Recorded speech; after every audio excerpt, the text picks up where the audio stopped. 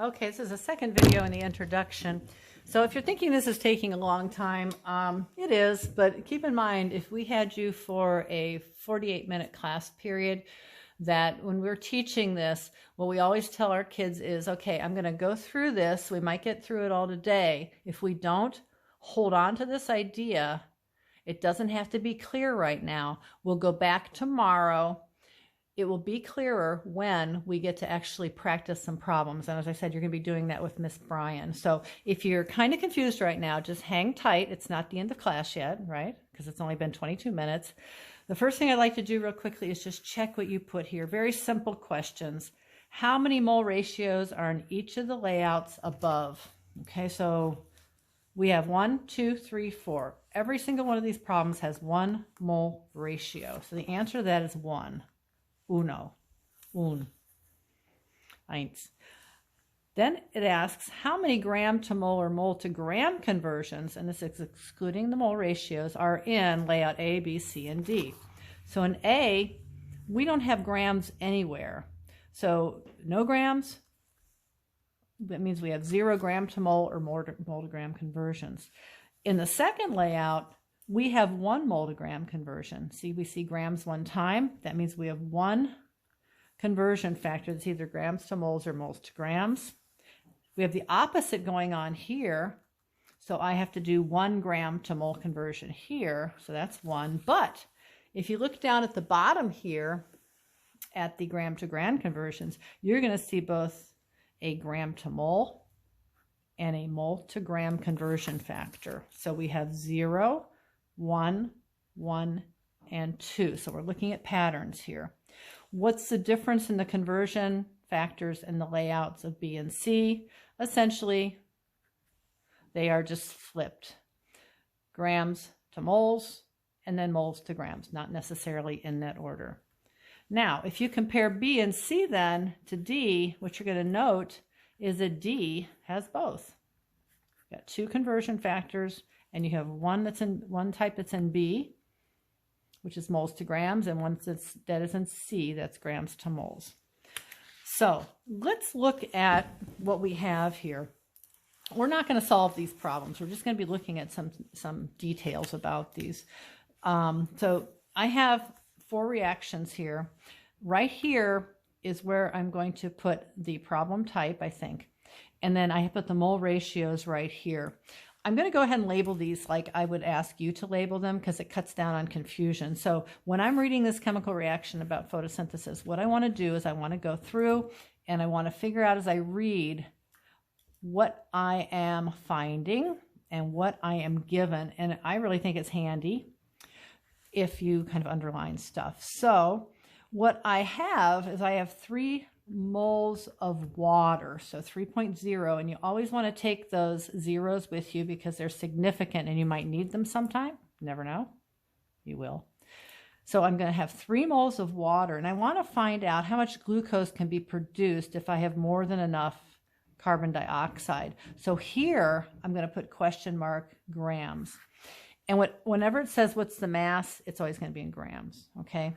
So if you look at that right there, in your brain, you're going to go, okay, I got this. I am starting with moles of, I'm just going to put water down here, and I'm solving for grams, and I'm going to shorten up glucose there, grams of glucose.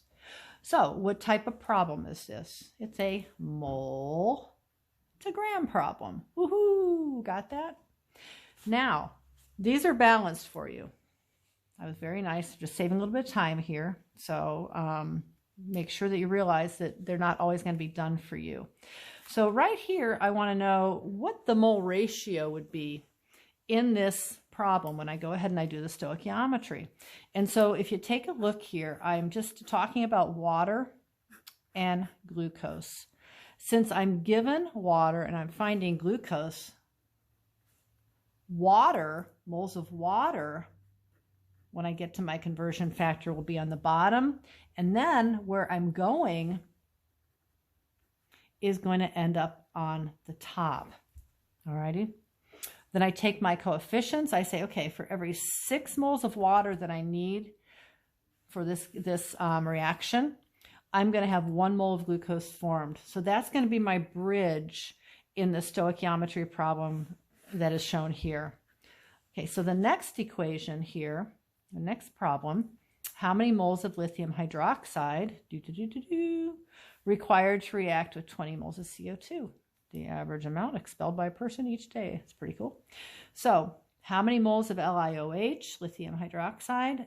And so you see how I have a question mark here? That's a good thing to put. I'm going to figure out how many moles of lithium hydroxide I have. And I am reacting that with 20 moles of CO2. Now, 20 is not 20. See this?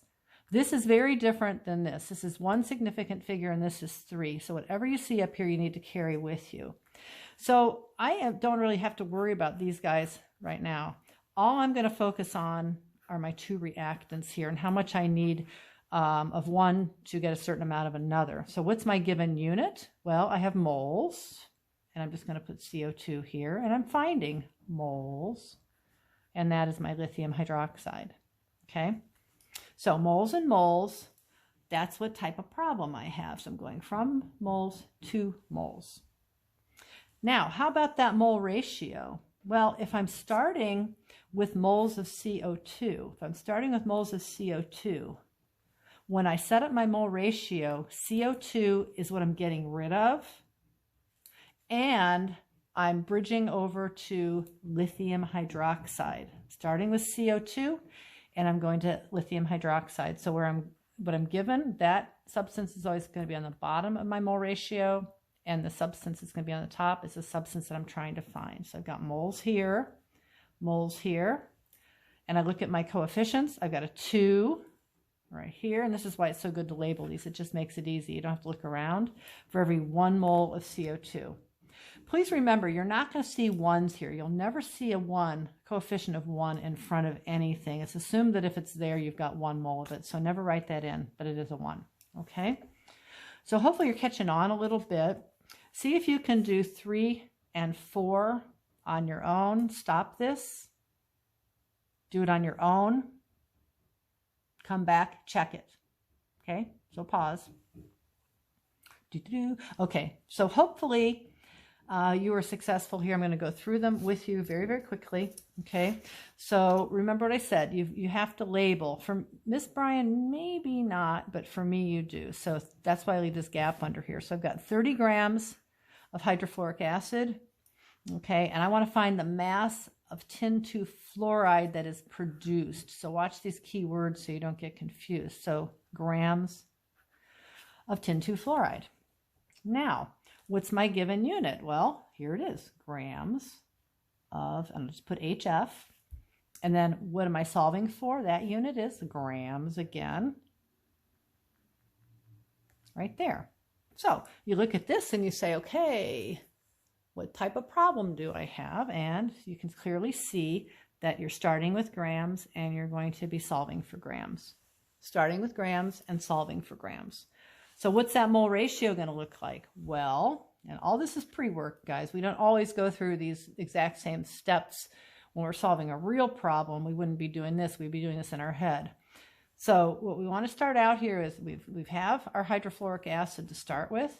And so that is what we want to get rid of. And we're interested in this tin 2 fluoride compound, solving for that. Regardless of solving for moles or solving for grams, my mole ratio will be the same. And so I've got moles here, moles here. I've got, for every 2 moles of hydrofluoric acid and enough tin, I'm going to have 1 mole of tin 2 fluoride that is formed. Okay. And then in the next problem here, how many moles of nitrogen monoxide? Question mark moles. This is just a really good system. And if you practice it, it's going to just come naturally. When 82.0 grams of ammonia react with excess. And what this means is that we just have more than enough oxygen for all of this ammonia to react so we can get our maximum outcome. And it says water is a byproduct, which means we simply don't care. Okay, so in this equation here, for every 4 moles of ammonia, we have 4 moles of nitrogen monoxide. that are produced. So that's like a 1-to-1 ratio, but we don't put a ratio of 1-to-1 if we have 4-to-4. So our given unit is grams of ammonia, and we're finding moles of NO. Got it? So it's a gram to mole problem. Here, for my mole ratio then, I'm starting with my given of ammonia, so I've got moles of ammonia. I'm interested in finding out moles of nitrogen monoxide, and I look at these coefficients and I just pop them in. We're not going to ever simplify coefficients, so you wouldn't take a 6/2 to a 3/1 or anything like that, and you wouldn't go 1-to-1 here. We don't do that so people can look at the equation very easily and see what's happening. Okay, so if we go back to what our layouts are, our mole to gram problem is going to look just like this, moles to gram. So that's going to be B. This is going to be A, mole to mole. Gram to gram is going to be D. And then we have grams to mole, which is going to be the only remaining letter left, hopefully, and that would be C. Okay. So remember what I said, if you don't get it all right now, hang in there. It's going to work for you. Now, Miss Bryan is going to be going over all of this again. So what I'm going to do here is I'm just going to kind of give you a few minutes to read this on your own. So please stop the video and read these general problem solving steps for stoichiometry so I can show you what you're getting into. All those things that we've been doing all year, you're going to be doing them still. Okay, so pause and read these.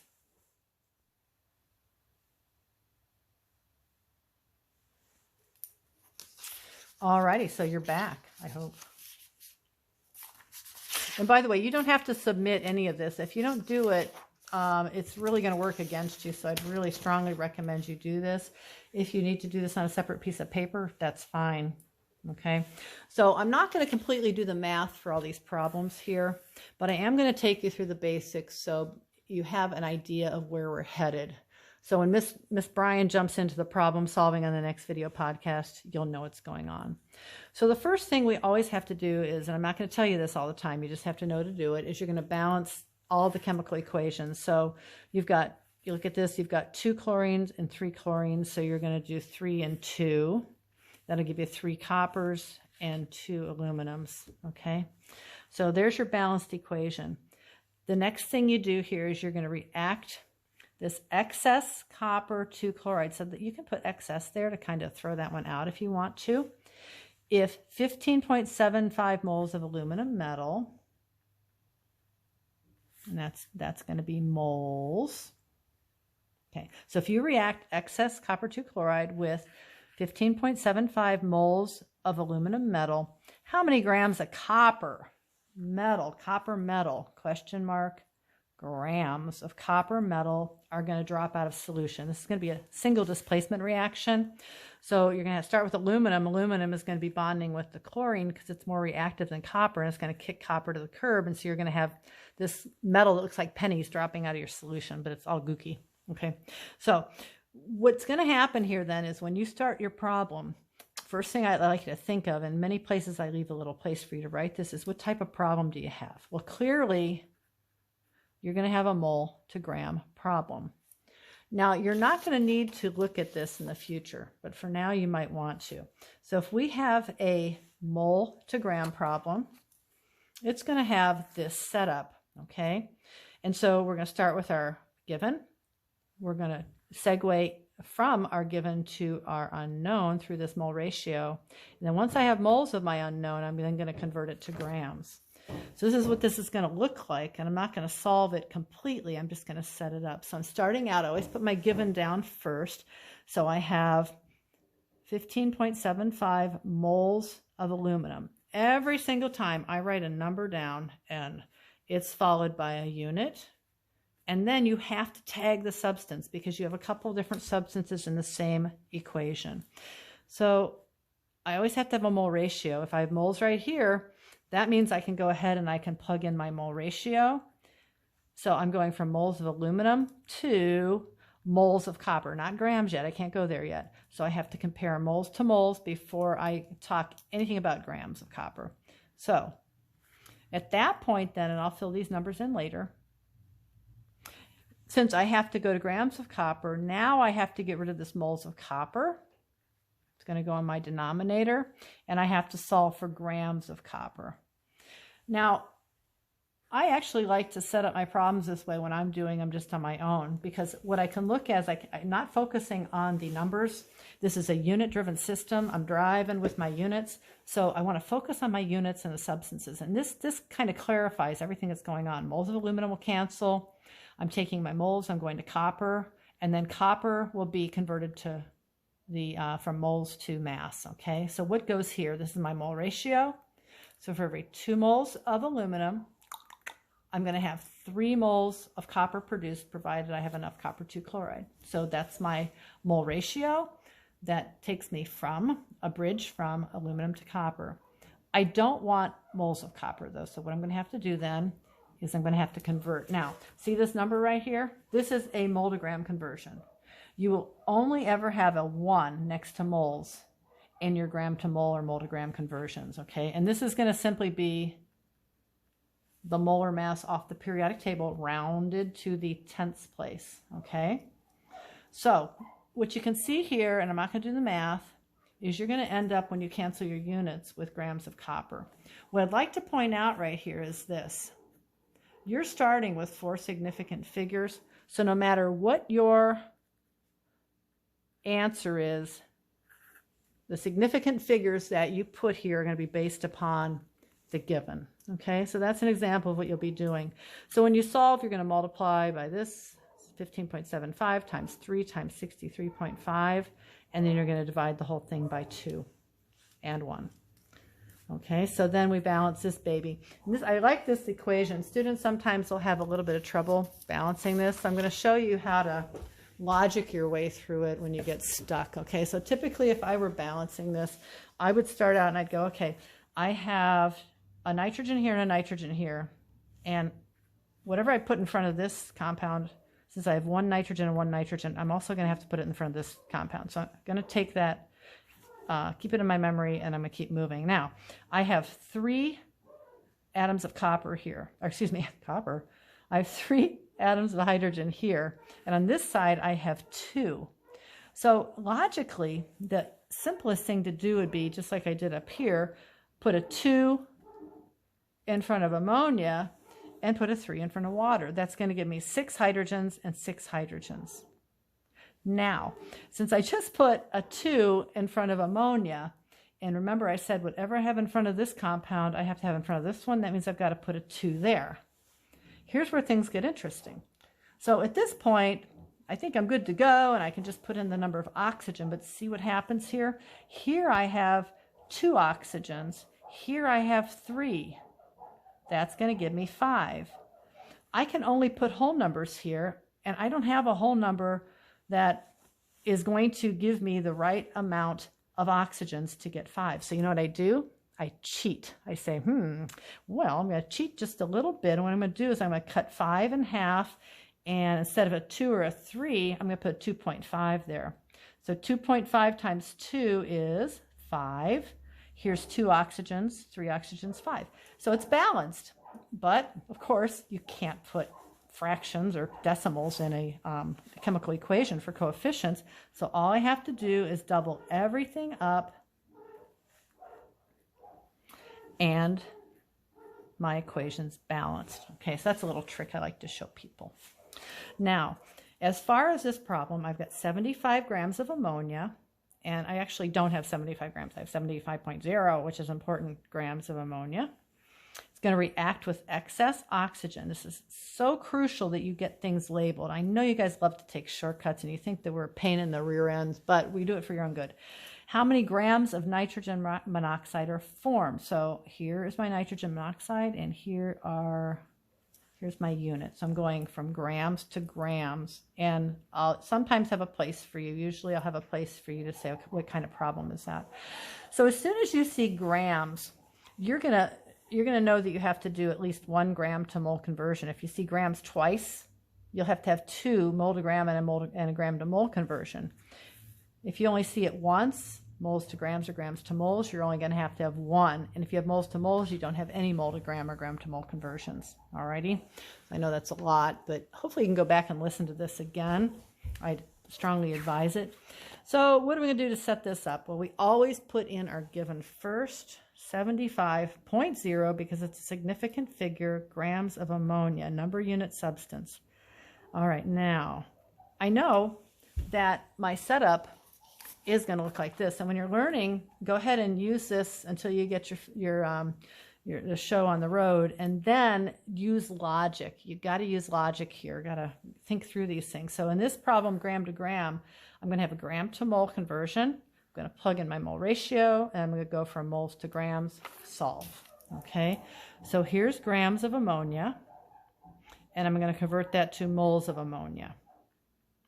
Now, as soon as I have moles of anything, whether or not I start with it, or whether or not, like here, whether or not I have to convert to it, after I have moles up top here, that's where my mole ratio comes in. So I'm going from ammonia, and I'm going to compare it to the nitrogen monoxide that is formed. So I've got moles of NO up here. So since I have to find grams, though, if I end there, I'm not going to have grams. So what I have to do is I have to get rid of this, and then I have to go to grams. Alrighty? And then that will cancel. So remember what I said, in a gram to mole or a mole to gram conversion factor, I'm always going to put a 1 next to moles, and then the molar mass is going to go next to grams. Here, let's see, this is 14 plus 3 is 17. This is 14 plus 16, so that's going to be 30.0 grams. Now, when you solve this, clearly you're going to multiply across. You're going to divide by whatever on the bottom, okay? And, you know, it always helps to kind of think about things. What quantity am I going to get here? Well, if you take 30 and you divide it by 17, it's not 2, but it's kind of around 2. So if you multiply 2 times 75, you get about 150. So your answer should be in that neighborhood.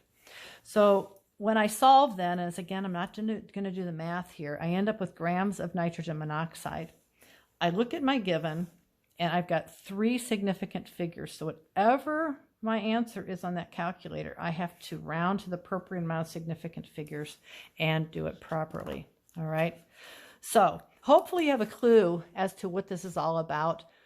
As I said before, we do this in one class period. We try to finish in one class period, but we always tell our students, you're not going to have like a really clear picture of what this is all about until you start to work with it and you get into the groove. So if you think this is hard right now, you will be amazed, because if you just work with this a little bit, you're going to be like, oh, okay, the light bulb's on, and it really is not that bad. And as I promised you, that if you keep calm, it's going to be easy. So you just have to kind of see the patterns and just be very methodical about getting your work done. And remember all of those things that we have been learning. I am so mad. Oh, no, I'm not mad. I thought I didn't push start. I almost said a bad word. Okay, so just keep learning, keep calm. Stoichiometry is easy.